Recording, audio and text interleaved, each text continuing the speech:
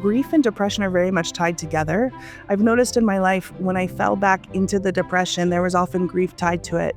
I had to really start to be an advocate for myself. And as I started to do that, tools started to come to me that could help me on my journey. And I know it was spirit, my angel guides, my higher self helping me, such as this might be a really good resource for you, or a book shows up on a bookshelf, it kind of like stands out, and I'm pulling the spine out, like, what is this? And it's the exact book I needed.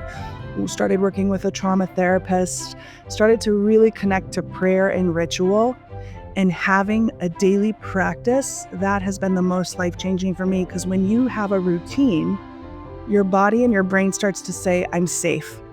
I know that this is something I can look forward to, and everything starts to move forward easier. Hi, everybody. Welcome to the Ask Julie Ryan Show. It's where we blend spirituality and practicality to help you live a life of purpose and joy. We have Shannon Kaiser with us on the show today. Shannon, a world-renowned spiritual and self-love teacher, blends ancient wisdom with modern techniques to empower others. A best-selling author, she guides people to find fulfillment. I'm looking forward to hearing about her journey and insights that transform lives. Please remember to subscribe, leave a comment, and share this episode with your family and friends. Now, let's go talk with Shannon. Shannon, welcome to the show. I'm so thrilled you could join us today. Oh, it's so great to be here. I'm really looking forward to this. I got questions for you, girl. Exciting. Like, the first one is, you say love is the fastest way to fulfillment. What led you to believe that?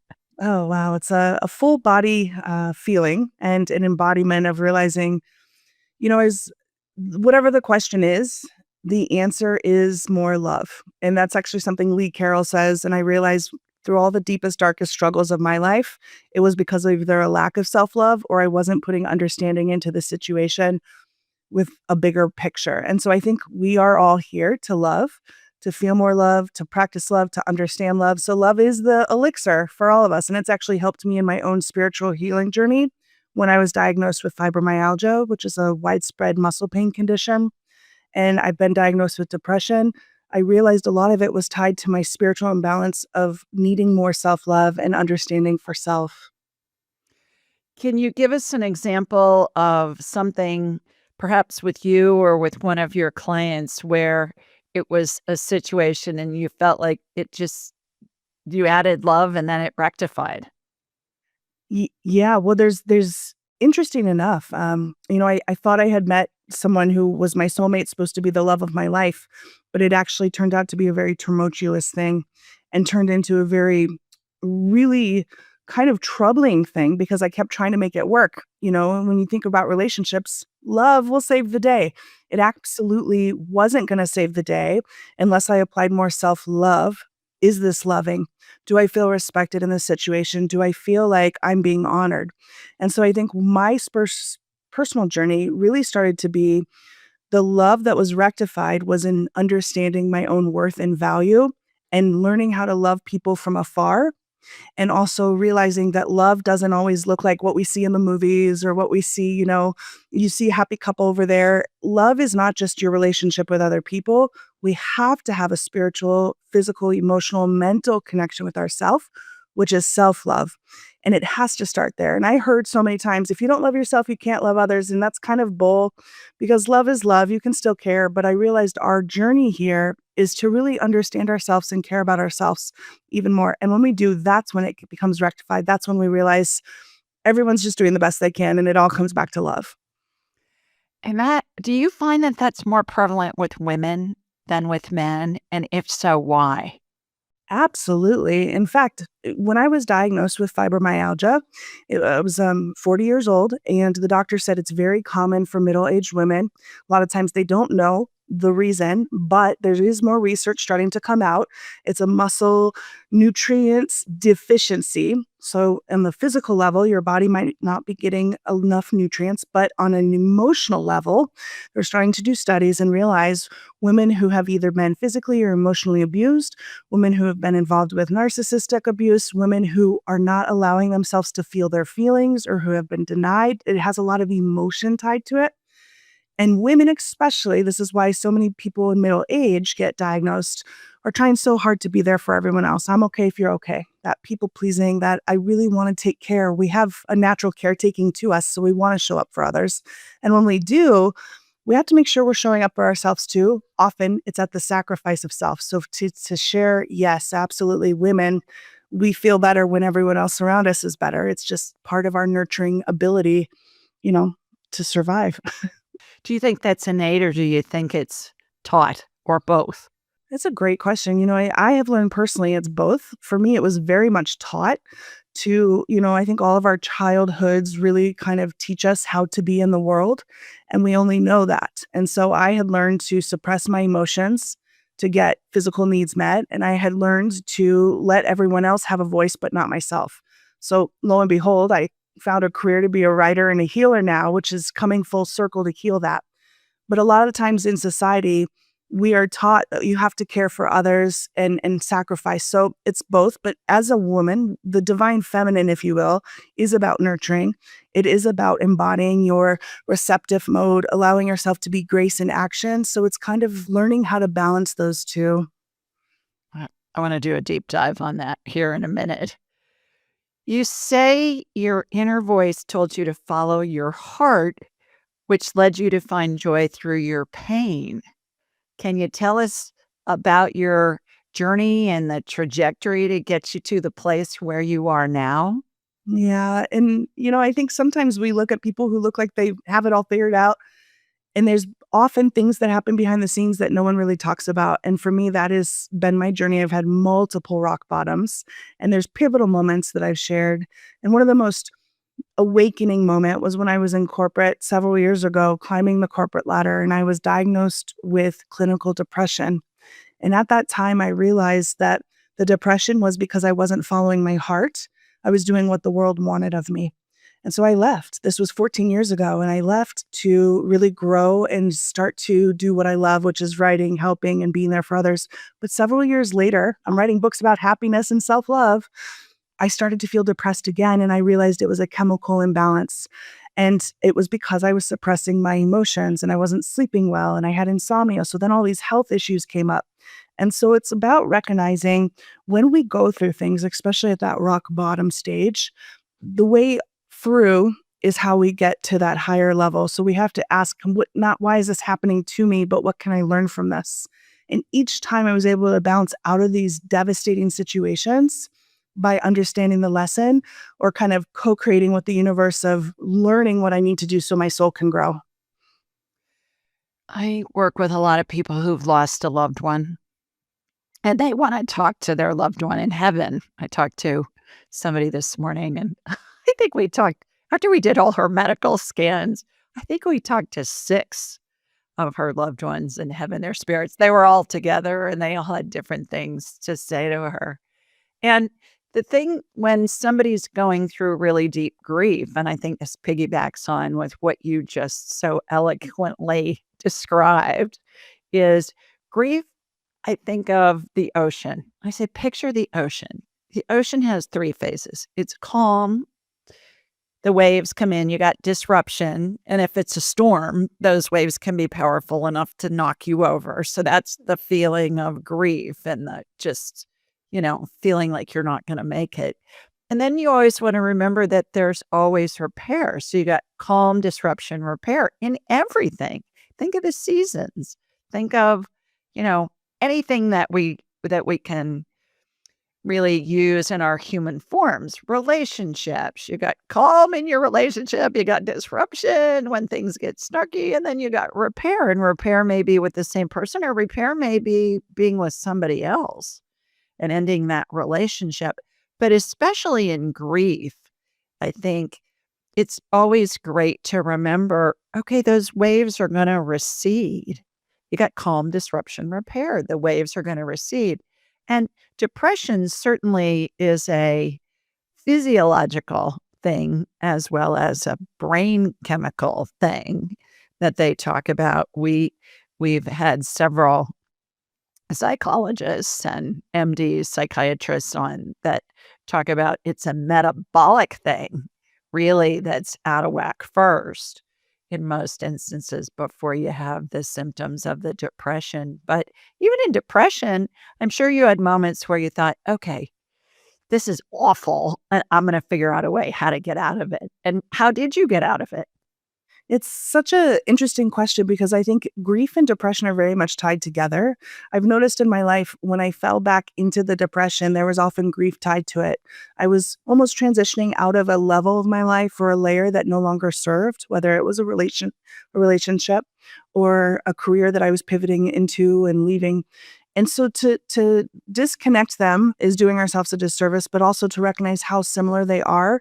They both take over. They both make things foggy. They both make us feel this might be my life forever. I don't know how I will get out of this hole. And then when you get to that moment, you start to realize what you're really made of. And you start to realize that life does go on and that there's a whole future ahead of you, no matter what your age is and no matter what you've been through. And I think for me, that's where the kind of turn started, where I never tried to push away. In the very beginning, I did, but now I never try to push away the grief or the depression. I go so deeply into it. And sometimes that looks like sleeping 8 to 10 hours during the day. Sometimes that looks like turning off my phone and just kind of disconnecting or going out into nature for hours. It's about in each moment giving yourself what you need and being your own best friend and advocate. I had to really start to be an advocate for myself. And as I started to do that, tools started to come to me that could help me on my journey. And I know it was spirit, my angel guides, my higher self helping me, such as this might be a really good resource for you, or a book shows up on a bookshelf. It kind of like stands out, and I'm pulling the spine out, like, what is this? And it's the exact book I needed. Started working with a trauma therapist, started to really connect to prayer and ritual and having a daily practice. That has been the most life-changing for me because when you have a routine, your body and your brain starts to say, I'm safe. I know that this is something I can look forward to, and everything starts to move forward easier. That's a profound statement you just made there. The body knows I'm safe when I get back into my routine. How does prayer and ritual come into it? Is the ritual, okay, I get out of bed, I go to the bathroom, I go make my bed, I do my meditation, whatever? Or does the ritual involve that and spiritual things at the same time? I think ritual is the act of showing up for yourself and loving yourself with compassion. So it can look very different for everyone. And I have a new book, Happy Bedtime Mantras, which is a whole year of rituals. And I had to live those to know if they worked and what it really is. And what I found with ritual is that we have to find what works for us. So for me, I need movement. My body has to move. So sometimes I'll just put on a song and start dancing, and that's a ritual. When I was depressed the first time, the way that I was able to pull out, people would say meditate, and I'd sit there and I would go crazy. I couldn't meditate, but I could run. And so I started signing up for half K marathons and triathlons, and that endurance my body was able to process in meditation it was my meditation. It's a form of being present. And then now I love meditating. I'll sit on my couch or sit in nature and quiet myself. So ritual is about meeting yourself where you are and not looking at outside like, oh, well, that works for someone. And then you get frustrated. Why isn't it working for me? You have to find what works for you. So for me, my ritual is, I know I love water, I love nature, and I love to journal. I'm a writer. So my practice will include all of those, as well as I take like sometimes 3 baths a day. This weekend took 3 baths a day with my Epsom salts and my essential oils. It's so healing for me. So we find what works for us. And then the prayer comes in. I'm always talking to spirit and God. Well, and I think you make a really good point, which is you've got to try things to know if they're going to work for you or not. It's not just, okay, this didn't work, so I'm giving up. It's all right. Well, see what comes next. If you're being led to take a bath, take a bath. If you're whatever. Are you familiar with Dr. Bruce Perry's work? I don't think so. He talks about how the neural pathways are laid in the brain in utero when we're fetuses. And if there's any kind of stress or turmoil in our mothers when we're in utero, that those neural pathways are being laid to just go into fight or flight at a moment's notice. And also within the first 2 years of life that's when the rest of the neural pathways are laid. Now, certainly we can lay new ones as we become aware of things and as we mature. But he said for people like that have gone through turmoil in utero and in the first couple of years of their lives, even if nothing happened to them, but there was turmoil in the home, a lot of yelling or stress or whatever, he said the best thing to do is to walk and or play music because it's the beat of the feet on the ground or on the asphalt, on the road as you're walking that mimics the mother's heartbeat. Boom, boom, boom, boom.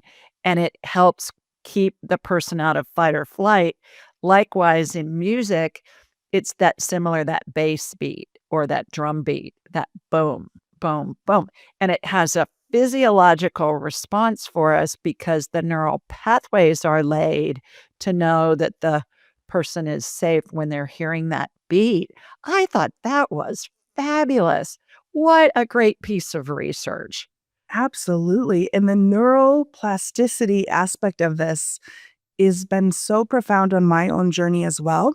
Because when you recognize this, our brains start to form different pathways and then they kind of it's almost like a rut, like if you're on a ski track, right? The same way the ski goes over and it's the quickest way for the brain to get to that message. However, when you start to use a snow plow to open up that space, that's really what the neuroplasticity is. And it has helped me so much. In fact, when we're talking about tools and rituals, music, certain music, I have playlists for different elements of my own journey. But my own profound journey, I started working with Mind Bloom, which is a neuroplasticity ketamine program that has been. It helps my mental health because it's opening up new beliefs. And I actually had a ceremony where it brought me back to a belief my mother had when I was in the womb. So it's very similar to what you're saying. And I asked my mom after the session, I said, "How was it when you found out you were pregnant with me?" And we had that conversation, me as an adult now, and it was so healing to hear. Of course, she was very excited and wanted a little girl, but there was also other things underneath. So it's often not what we say, but what's underneath. And so this gets passed on to us. And I was able to heal a profound belief of feeling like I'm not good enough or I'm not worthy just by understanding the origins of these. What was the underlying belief that your mom had? Well, so there was a belief that and this kinda came around where I did a lot of, family therapy as well, so all of these, different modalities came together, and of course, when you're in a ketamine experience, it's very much visceral. But when I talked to my mom, she said, "Of course, I was very excited." And I said, "But when I was born, I was premature, 8 weeks, and I was in an incubator." And she's like I said, "Were you ever worried?" And she said, "No, not at all." And I had to think if I was a mother and my daughter was in a plastic box, Of course early she was 80s. worried. Yeah. Exactly. And so we got underneath, the belief was I have to be very very, always together for my family. I have to not show worry. I have to not show fear. And so just in us having that conversation, there was a vulnerability that came out and I realized my whole life I have been suppressing my emotions. I was taught that not to do that. And so we actually now have the most amazing relationship. She's my best friend. She's able to share her emotions. And when she opens up and cries for the first time in 44 years, I say, "Thank you. It is so beautiful to see this side of you." And it's been very healing for all of us. Wow. And how wonderful that you came in to help her heal while simultaneously you were helping yourself heal. What an amazing gift to her. Wow. It's been mind-blowing because I think sometimes we put people in boxes. "Oh, they'll never change," or "This is just how my family is." And the amount of growth that we do on ourselves can impact those around us in a profound way. And it really showed me how much women, especially, we put so much pressure on ourselves, men too, in a different way, to be something in society or to be something for the family when really inside we're crying out for more connection. We want more vulnerability. We want to feel like we're understood. And the only way to do that is to open up your insides and share it with the outside. Which takes golden ovary courage to do it. Really. I mean, it's not easy to do that. It's absolutely not. But I have found that the less we live in ego and the more we live from our heart, the easier it is. because your ego says, how will I look? Or what will they think? Or it's going to turn into this, and starts to project. Whereas when you're living from your heart, you know that you're speaking truth and love. Back to love is the answer. You're you're showing up in a way that you want others to, so you become an example. And so my relationships have become more deep in a way, because those who are wanting to meet me on that level will show up too. And it's also turned a lot of people away. Like, I've been very vulnerable and open, but at least I know I'm not going to die with regrets. I let that person know I cared about them, or I showed up in a way and said something I needed to say to a family member that I was holding in for a decade. And so no regrets is kind of the way forward. Hmm. Interesting. Gloria Horsley is a psychologist who works with grieving family members, and she's lost her husband and one of her children. And I asked her one time, I said, does it ever get better when you lose a child? Because she lost her child first, who was a teenager, son, and then she lost her husband many years later. And she said, the first is always the worst, because once you get past that, you understand you can live again. And when you're going through something that's that traumatic, with the loss of, in her case, a child, she said, I didn't want to live. I didn't know if I was going to make it. And she said, once she got past that and she felt joy again, she realized, okay. And then she said, when her husband died, certainly it was awful. And at the same time, she knew she was going to survive. And you made that point earlier, that your first bout with depression was the one that was perhaps the most scary, because you thought, oh my God, am I going to get out of this kind of a thing? Absolutely. And I think the same thing ties to, when we're talking about being courageous with sharing and open-minded. The first time, it's terrifying. I was a people pleaser, a codependent. I had a lot of unhealed childhood wounds, so my relationships were very imbalanced. And the first time I set a boundary, I was terrified. But now it's second nature, and it is so empowering and healing. And I think what happens, whether we're talking about grief, because there are moments where you're like, I can't go on. And that's a full surrender. And allows us to go to depths of ourself, inside of ourselves, that we didn't even know. And it also is love. When we're grieving something, I had a really wonderful teacher and mentor, James Peebles, who said, I was deep in the bouts of grief. I was bedridden for months, actually. And they said, how beautiful that you loved so deeply, and that love is still with you. It's just changed form. And that really helped me understand that I did allow myself to go so deep. Otherwise, we probably wouldn't feel grief, right? And so that's the gift to ourselves. And that's what also can help you know that I have a heart, and I can move forward. I have more love to give to the world. I want to receive love. And that was helpful for me.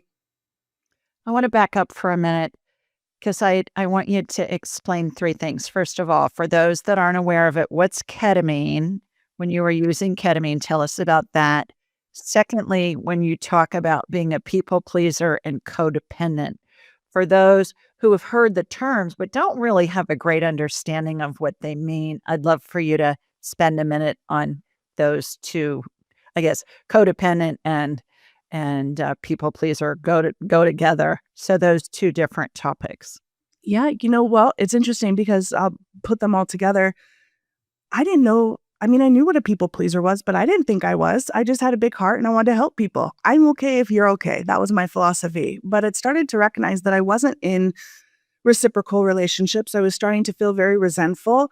If I needed something, the people that I would always show up for, they actually weren't there for me. And so when we're talking about people pleasing, there's a lot of different layers, but I've learned, and I learned through my ketamine, which is a psychedelic therapy. And I worked with the company Mind Bloom. It's very, very safe, and it's holistic, and they have coaches, and you work with doctors. And so it's a process where you go in, and your brain, ketamine works where it's a low dose, and science has, I'm not a scientist, but science has discovered at this low dose, your brain is able to open up neural pathways, and it really helps with anxiety and depression. So I started the program when I was deep in grief and going through one of the biggest depressions of my life.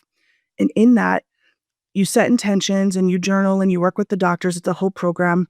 I started to recognize that I was overgiving of myself. I was a people pleaser, and I didn't realize I was codependent, meaning I was needing their love in order to feel better about myself, and I was outsourcing my own happiness. I've healed all this through the process of my self-care rituals by working diligently with my doctors and my trauma therapists and the Mind Bloom program. It's been so helpful. So I know people hear sometimes the word psychedelic and they get all weirded out, and I understand that. But for me, I was in such a place where I needed answers and I was open to it. And to me, it has been the most life-changing thing because now I have beliefs. I realized by putting up a boundary, I'm showing my self-love, but I'm also finally showing up for my needs. And when we're people pleasers or codependent, it often comes from not getting our needs met as children. In my life coaching practice, I work one-on-one with people now, and I have a self-care and a self-love program. Almost everyone I work with is someone who is a people pleaser or overgiver, because that's how we want to receive love. We want to love, so we give love. But we realize we often attract people who are takers, abusers, people who aren't in the same energy. So you can heal this in lots of different ways, but it's first recognizing, am I outsourcing my love? Am I giving to this person to get? And a lot of times, if you feel resentment in a relationship because you're giving time, money, energy, then a lot of the times it's because there is something that you're wanting back: attention, love, appreciation. And if you're not getting it, that's where codependency comes in. And there's lots of things we can do to heal, but that's kind of the tip of the iceberg. Can you give us an example of something from your life where you realized, "Oh my goodness, this is codependent 101 here." Yeah, it's interesting. One, yes, I heard the word codependent, and I had existed 3 decades of living in it. I'm laughing because it was that moment where I said, "Oh my God, I'm codependent," and I didn't know. And I was actually in a relationship with a romantic partner, and I thought we were going for it. We were going to get married and everything. And I started to realize as they pulled away, I was kind of latching forward and giving more. And there was a lot of signs of them pulling away from the relationship, and I was just grasping energetically. And then I started to realize this energy feels very familiar and I don't like it. And I started to realize when I was a child, I was a latchkey kid. My parents worked a lot. I'm a very emotional person. I'm a highly sensitive person. I'm also neurodivergent. I didn't know any of this about myself as a child. What does that mean? What's neurodivergent? For neurodivergent, for me, it's my brain processes information differently. And so I had a learning disability. I wasn't able to do math. I spelled words upside down and backwards. And so my parents didn't want to say our child has a disability. They wouldn't say it, but I did. And so that pride kind of got in the way of me feeling understood or needed. And then I got bullied a lot, and I had a lot of, I need emotional support, and I never got it. So it kind of snowballed. And so I learned, in order to get love, I have to please them in a way that's not natural to me. And that's really the core of people pleasing and codependency. And so in my relationships, I would often attract emotionally unavailable people, people who would say one thing but do another, people who really just wanted to control me or the outcome. And I realized this relationship actually wasn't love based on a mutual. It was the love I knew growing up. And so that's was a turning point where I said, I need to heal this. And so I set a boundary, and the boundary was as simple as, this is an emotional need. Like I need to know that I'm heard when I share something with you, instead of you stonewalling or silent treatment or disappearing for a couple weeks. And how they responded showed me where they really were in the relationship. And I started to recognize, not just with the romantic partner, but best friends, people. I had a business partnership with someone, a lot of people in my life, because I was codependent and they were taking. It was, what can I get from her, instead of how can this be a mutual, respectful relationship? And so I really had to look at how I was relating to the world, and I cleared out a lot. It's been very healing, and now my relationships are very healthy and reciprocal. It's actually helped me with the people in my family. I relate to my mom and dad much better now, and it's beautiful. The people who were taking from you, the friends, the romantic partners, the business colleagues and partners, do you believe that they're cognizant that they're doing that, or is it all just subconscious and they're just not even aware? I get this question a lot too in my life coaching practice too. People who are, I'm with someone, do they know that they're mistreating me? And there's two layers to this. Sometimes I think they do know. They absolutely do. When we're talking about narcissists or people who actually are very self-centered and just they see people as objects and what can I get from them? But the bigger question is, how do I feel in this relationship? Do I feel respected? Do I feel like they are listening to me or I am getting my needs met? Do I feel valued? And I realized with even, for example, there was a business partner, and I don't necessarily think that she knew. She was just in an emotionally stunted state as well. So she was acting out from a place of a belief that I need someone else, and here's someone who has something, and so I'm going to latch on to that. But there wasn't a value or respect when I would try to say, "Hey, let's make this more balanced." And that's when I realized we meet people where they're at. And if you're on a healing journey and going on a personal growth journey, it's so special because you can rise, but not everyone's meant to rise with you. And there's no animosity or worry or anger towards these people, but I do know that they are on their own journey too. And I think that's the important thing. Yeah, I agree. I want to touch on the ketamine thing too, just one more time, and then we'll move on. And that is, I want to share with you my impression of the hallucinogenic therapies that are out there. We've had a couple people on the show that are practitioners, just because it's so much information out there that it's getting into the zeitgeist of modern, of our current day Yeah, discussions with people. Most people aren't aware of it. They think, if they're my age, they're thinking, oh, the hippies doing LSD in the 60s when I was a little kid, and they're all stoned and all of that. And then the MK Ultra from the CIA and all the stuff that went on there. But my impression of that is the medicine, whether it be ayahuasca with a shaman in Peru or something through a clinic like what you've done, it gives us the ability to go into a different reality, and it allows us to experience downloads of information from spirit in a way that we can't do when we're in deep grief or depression or whatever. To your point earlier, you said depression and grief basically are very similar, if not the same thing. And I always say spirit doesn't communicate on the I feel crappy channels because the vibration's too low, because spirits are really high vibration, right? that's exactly it. Yeah, And it gives us the opportunity to do that based on what little I know about it. And I think you've touched on this. If people want to investigate that, do it with somebody who's a licensed professional, absolutely. and don't just be flying down to Peru and picking up some, some goat herder who's gonna say, "Hey, let's go try some ayahuasca," kind of a thing. I mean, be with people who really know what's going on, because I've heard from these professionals that I've had on the show that there can be psychotic breakdowns can happen, and you wanna have somebody there with you that knows what's going on and knows how to get you out of it. Would you agree with that? Yeah, 1,000,000%. You said something that is very important, medicine. I think it is medicine. It's plant medicine, and, when you're talking about, like, the ayahuasca and some of the other kind of hallucinations, but when you're talking about ketamine, and that's why programs like Mind Bloom, it's not just getting it, we hear different things about, certain celebrities doing it and going off the hinge. It's nothing like that. It's so well catered into a form that you can do, and you have to have a peer buddy who's there by your side, helping you, or checking in on you when you're in your session. But same thing with plant medicine.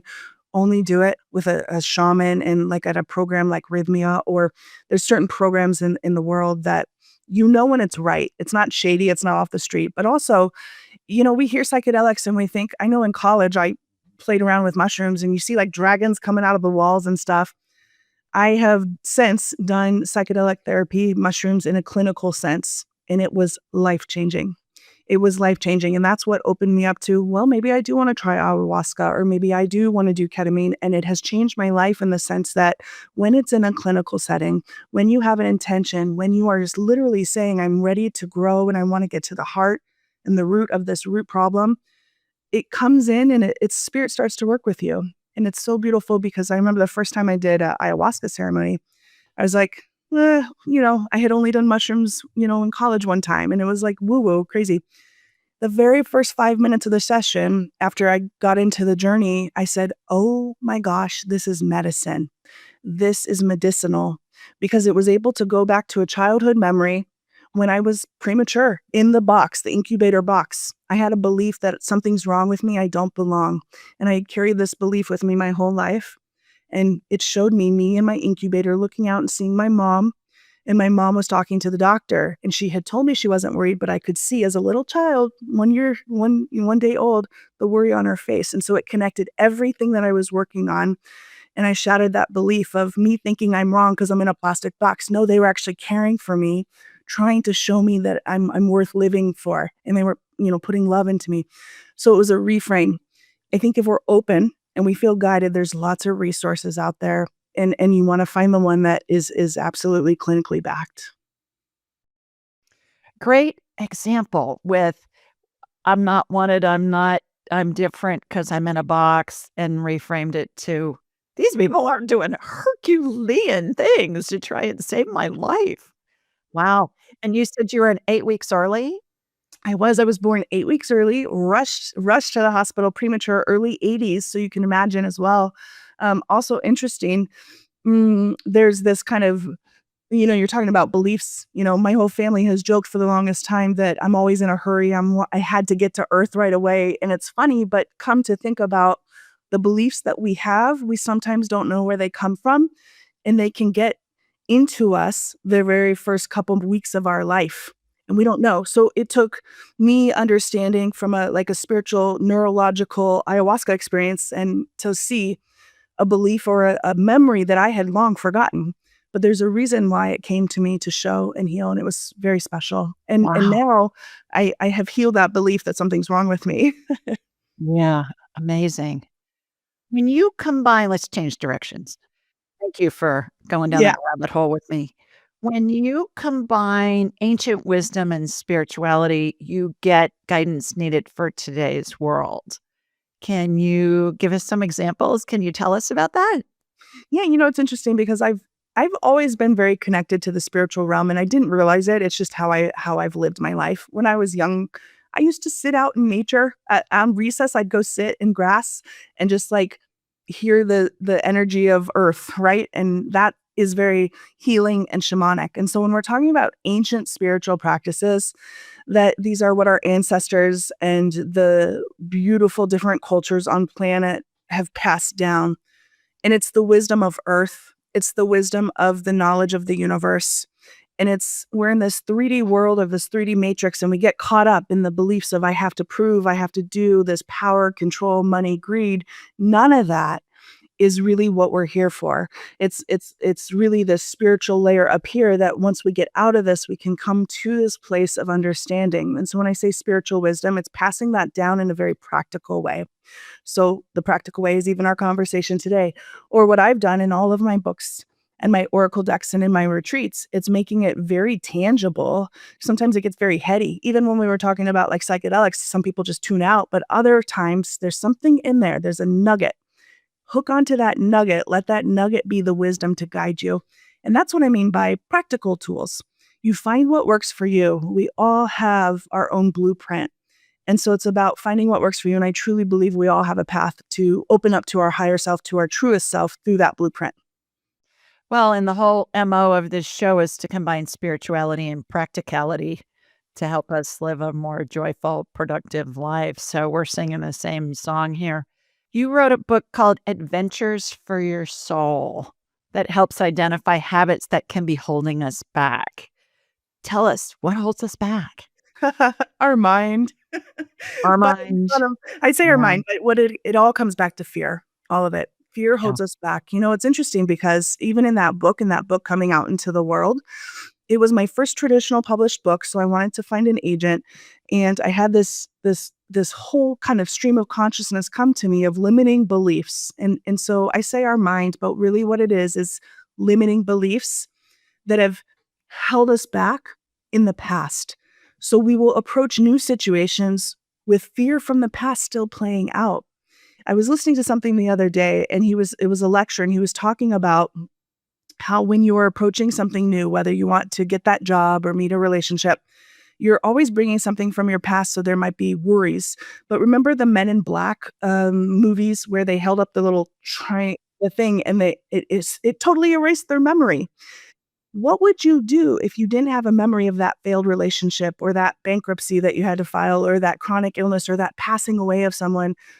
It's not negating those experiences, but you would show up with more possibility, more joy, more, "Oh, my life is an adventure, and I'm here to help my soul grow." And that's kind of the premise.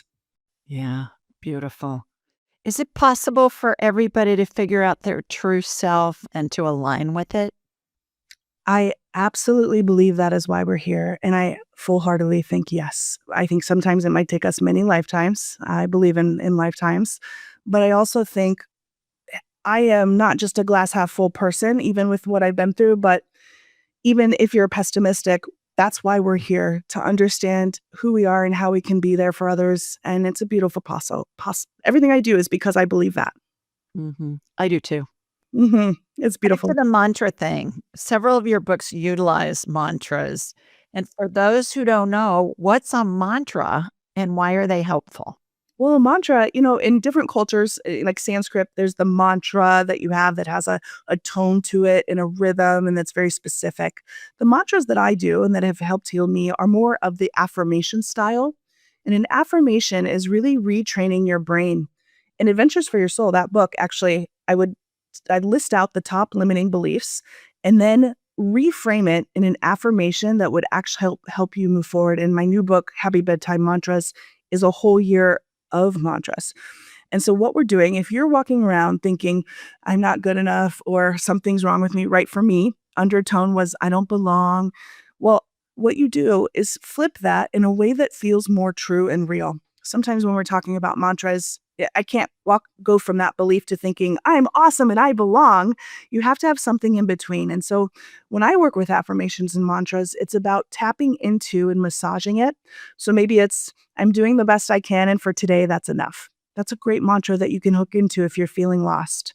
Another one is, I look forward to feeling really good in my body and having a good outlook on life. I look forward. So you're giving yourself something that's moving away from that desperate dark state into a higher vibration. So I actually think mantras were the number one thing that really helped me heal from depression and move into happiness.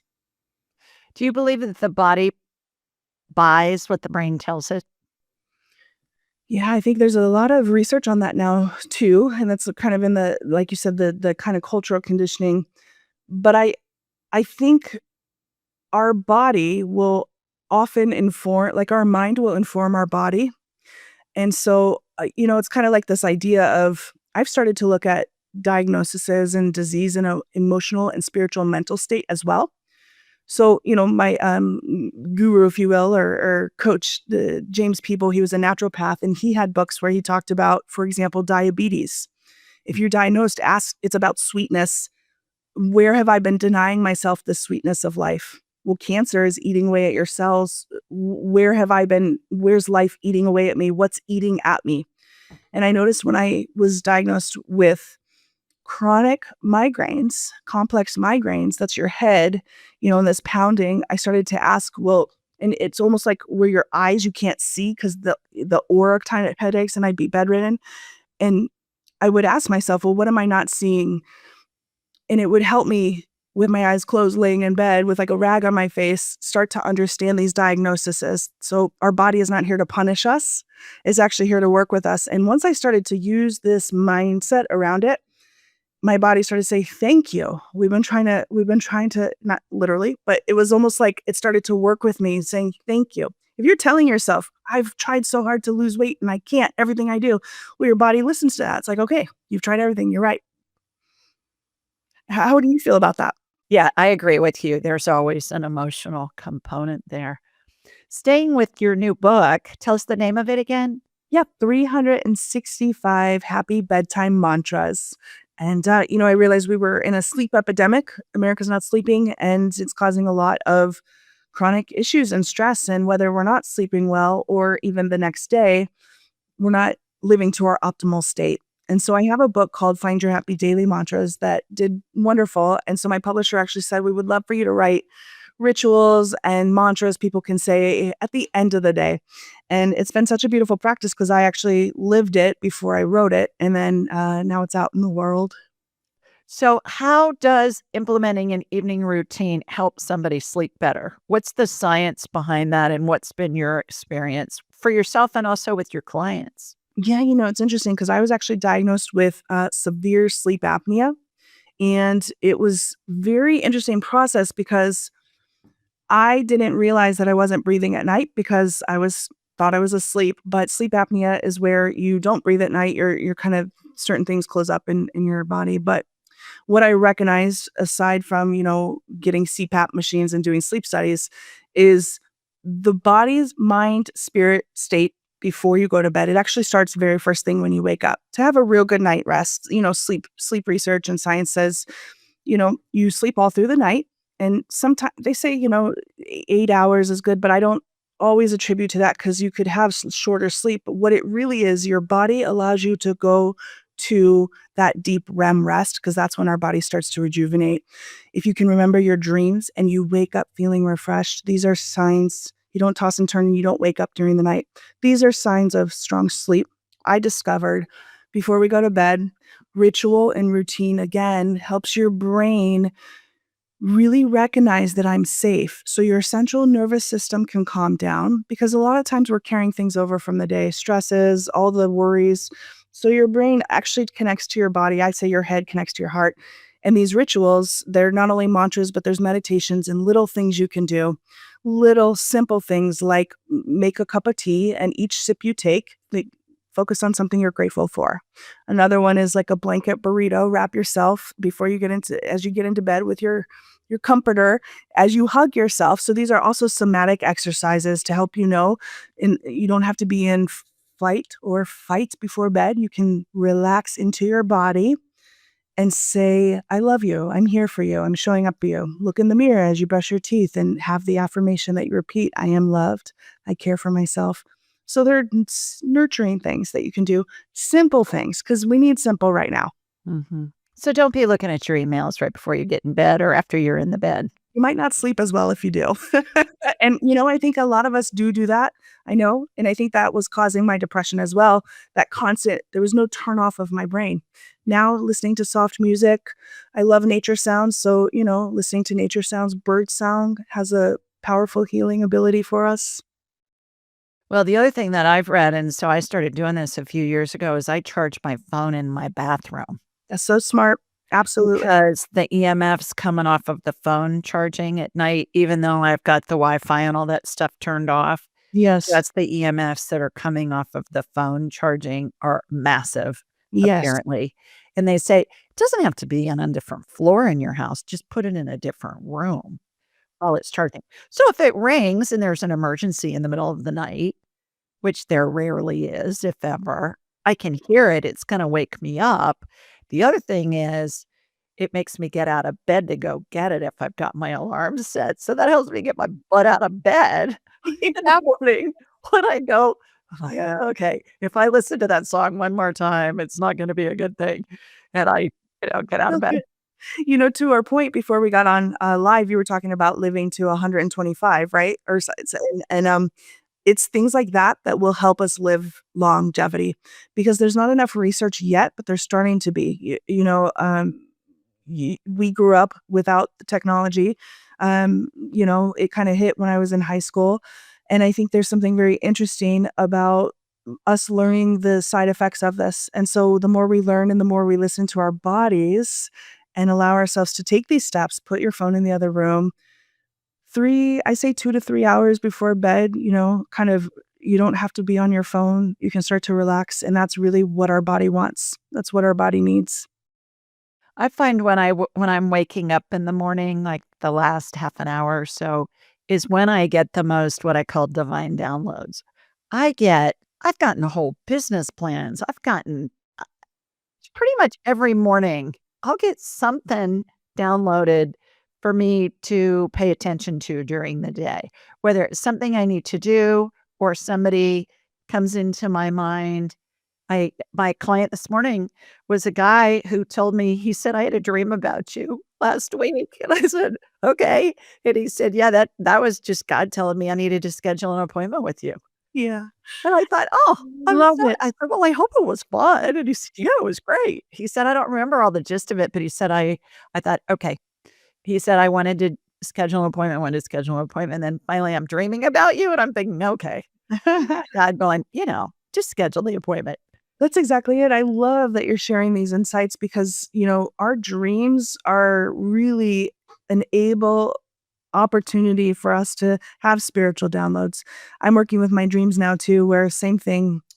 Before I go to bed, and I talk about this in the book, no matter where you are in your spiritual or healing journey, you can say, I'd like guidance for this in my dream tonight. Or, you kind of set that intention. And every time I wake up and I had a dream about it, or I know exactly what to do.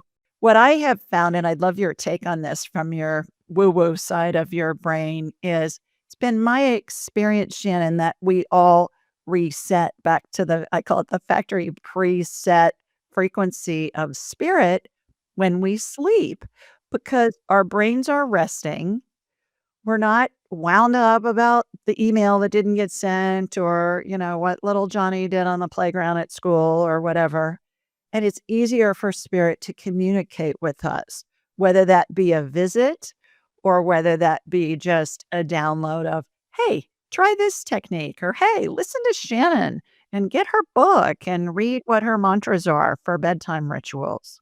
Yeah, 1000% too. I agree with that. Our dream state is an ability, especially the more work we do, the more we heal, the more I understand how profound my dreams are, not just for prophetic kind of showing me what might happen in the future, but also working through situations. It's interesting what you share about this because it does tie. I'll give you a quick story. I had a dog named Tucker. He was my bestest friend. He helped me when I was in advertising and corporate and feeling depressed. I adopted him, and I feel like I was able to have a little soul buddy. When he died of old age, I was in so much grief that I was like, I can't go on. I cannot go on. And I remember talking to an animal healer who was able to channel and bring in his energy. And I was like, I had known that animals can come back, and I believe that they surely can, and I was like, "Does he wanna come back? I really want to have his spirit back." And it was very matter of factly, and it said, "No. No, no." And I was, like, so heartbroken by that and devastated, and it took me even into more grief, but as you're sharing that, I know it was because I was in so much grief, he couldn't come to me, and I decided, well, what do I want to do? Well, I've always wanted to travel the world and write. So I took a whole year and traveled the world to write, which is something I couldn't have done if I had a dog. And I wrote the book called Joy Seeker, and I started to have dreams. I was in these other countries and I started to see him in my dreams. And he came to me and he said, it's time now. And I was in China and I was working with a Golden Bond Rescue organization where they need flight angels to bring dogs that are in not very good situations back home. And I was there and I said, hey, I can help bring them back to the Northwest. And I met my little soulmate. Tucker came back and now he's here in the form of Chance. And it was all connected through me going into the depths of grief. He couldn't connect to me, having a dream where he's guiding me through my journey. And now he's here. Yeah. Well, and sometimes I think it's important to note too, and this has been my experience, so I'd love to hear your take on this, that sometimes dreams don't make sense when we try and interpret them. And I believe that's because they're in different realities. And we don't have a human frame of reference for those realities. So we're trying to make sense from our limited human perspective of something that we don't know anything about. And we can get frustrated with that too. So I think it's important to differentiate between the ones that make sense and the ones that don't. Do you have a thought on that? Yeah, I'm glad you bring that up because, it's interesting. It is a different language and it's learning the language that, starting to understand how it talks to you. Sigmund Freud has a whole dream analysis. I started working with a trauma therapist and she introduced me to his philosophy. Whereas if you have a dream about something, especially reoccurring dreams, and it may not make sense. For example, maybe you're pregnant, but you're at an age where you can't have children, or maybe you don't want them. It's not about having a pregnant child, it's the energy and the essence of it. So it might be you're birthing a creative project or you're not allowing yourself to write that book that keeps coming back to you. And so you start to understand the nuance. The idea is to really say, what does this represent? So for example, I kept having a dream about my dog And it wasn't actually about the dog. The therapist helped me recognize, what does your dog represent? He's your protector. He's a version of you. So through this theory, you start to look at the symbols and what they mean, and then you can dissect the language. And it's a language. It's learning a new language, but it's been so profound. And the whole third section of my book, Happy Bedtime Mantras, is all about dreams, and not only dreams at night, but the dreams you have in the day and how they work together. And also, there are things that are visits from our loved ones, whether they be a deceased pet or a deceased human. And I say that those are almost as if they're in high def. The colors are more vibrant, the senses are heightened. You remember these minute details about it. And those are visits. They're not just dreams. Dreams are kind of muted colors and things like that. We don't remember them most of the time, but visits are really definitive. Have you found that to be the case as well? Yeah, and you don't forget. They stay with you, and that's how years later, months later. And I think it also is tied to the energy, and it's giving ourselves permission to allow ourselves to have that type of relationship. The love is still there, but the form has changed, or maybe you're working on forgiving or understanding how the relationship ended the way it did. You can work in your dream state to allow the relationship to progress in a new way, just in new borders and barriers. Energetically released, Great right? point. That the relationship can continue and can progress in a different way with spirit that's in heaven because all spirits are pure love. So the snarkiness of somebody's personality when they're alive, I always say stays with the body when they die. And their spirit is pure love, which is hard for people to swallow when they've been abused by somebody, or they think of a Hitler or somebody like that that was really what we would perceive in our frame of reference to be an awful person. I say, yeah, but his spirit was pure love. He was playing a part in that lifetime as if he was playing a part in a movie.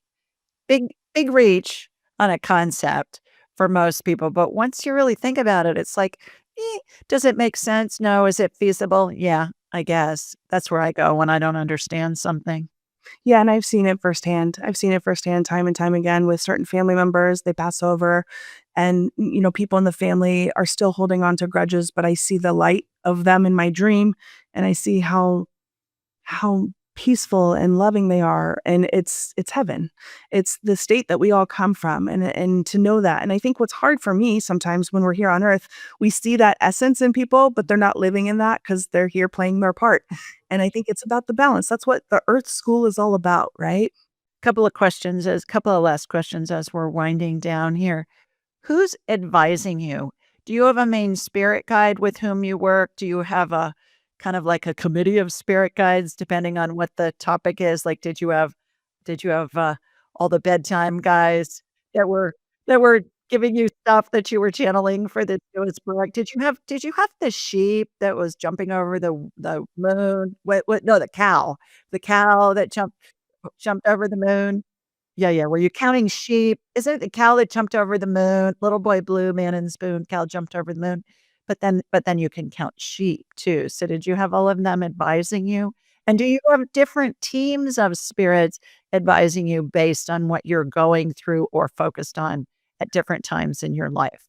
I love this question because, something I work with, I have author mentorships where I help authors bring their books to life, but it's very spiritual and emotional as well. One of the first things I ask them to do is sit down with your book and ask which guides are coming in because every book is different. And so, for example, when I was writing Joy Seeker, Robin Williams came in, his energy, because he's like, you need to not take life so seriously. And he was just cracking jokes up, and it was amazing. And then I had Anthony Bourdain who came through, and these are people who were on the incarnated on earth, but they had passed over and they had lessons to pass on as a writer for me. And he was a world traveler and talked about how you need to stop worrying about what people think, just write the book, and very very cold heart, just down to earth. But so that's a beautiful process for anyone. For me specifically, I call it my higher self, but it's universal consciousness. It's God's love. It's God's wisdom that I bring in. I don't have one specific guide, as in I'm channeling Archangel Michael or anything like that, but I believe and feel their spirits around me. I do have a guru guide named Dr. James Martin People, and he's channeled through Summer Bacon. And he's been a huge life guide for me. I see him in my dreams. I dedicated one of my books to him. But I also have an angel guide that I know is with me. And it's not that I'm channeling her, but I know that she's with me. Her name is Angelina, and she's here to help me on my self-love journey. And no matter what, she's steadfast. I feel her energy now. So it is different, but it's also me being so connected to that vortex of love and letting what guides want to come through at different times. I was working on a certain book for the sleep health, and it was more of the wellness, the science, kind of the naturopaths started to come in, and they started to, there's much more science in this book than any book I've written before. And so I had a team of like people who have passed over that were very much into the knowledge, bringing that, guiding me. You need to go talk to this doctor. You need to research this person, go to this book. It was beautiful. And so that's how I live my life now. Even to like, what am I going to do at lunch today? Let the guy tell me you're going to go to this restaurant and I meet my new friend. Robin Williams, my God, what a brilliant guy. Just a personification of ADD. My goodness. He was just processing so fast that he was just on to the next topic. And I watch videos of him and I think he was off the chart brilliant and dealt with depression, huge depression issues. And then Anthony Bourdain, I'm hearing you talk about these two, and I'm thinking, Anthony Bourdain had huge depression issues. He was a heroin addict who turned his life around and had all of this success at the end of his life, but had struggles, big struggles with substance abuse. And what's interesting is you share that because they came to me so clearly and often throughout the whole process is the darkness. They allow themselves to be in the darkness. And that's something I've lived too, is to balance that dark and light and not run from it. Because I have had bouts of depression and then I heal from it and become kind of higher rised. Both of them, I would say for sure, Robin Williams, I think was neurodivergent, which is just where your brain works at such a different speed, but processes information differently. And so it often turns into being very creative. But you look at the world different, you feel the world different, and that becomes very heavy, and that's where the darkness comes in. And so I think on the other side, I saw them in this lightness and this learning the lessons they needed, the key thing, and kind of passing that on, which was just so profound, like, don't take life so seriously. And hey, you need to stop worrying about what other people think. Mm-hmm. Big lessons. I love that. Last question. Why do we incarnate? To learn about love, to be love, to give love, to understand love. I truly believe that. I read something the other day by Sonia Roman. You learn about love by being in unloving situations or being in situations that feel unloving. And I think there's a lot of that in this world. Just look outside. It's a lot of contrast, but we can choose, lean into fear or love. Well, and that's how you create. When you know what you don't want, it helps you create what you do want. Yes, exactly. Because otherwise it'd just be hunky all the time and we wouldn't have any incentive to create new things. And that would be just boring as hell. I'm sorry. But yes, the contrast brings clarity for us. Exactly. You're extraordinary. Thank you for sharing your journey with all of us. And thank you for all the work that you're doing in your books. How can people learn more about you and your work? Yeah, thank you so much. It's great to be here. I'm on social media, Shannon Kaiser Writes, and my website is playwiththeworld.com. Playwiththeworld.com. And we'll put all that stuff in the show notes. All righty, everybody. You're going to want to listen to this one again. There's so much good stuff in here. Lots of golden nuggets. In the meantime, sending you lots of love from Sweet Home, Alabama. Mwah! And from Oregon, too, where Shannon is. We'll see you next time. Bye, everybody. To enhance your spiritual journey, click on one of the videos below and remember to subscribe, leave a comment, and share this episode with your family and friends.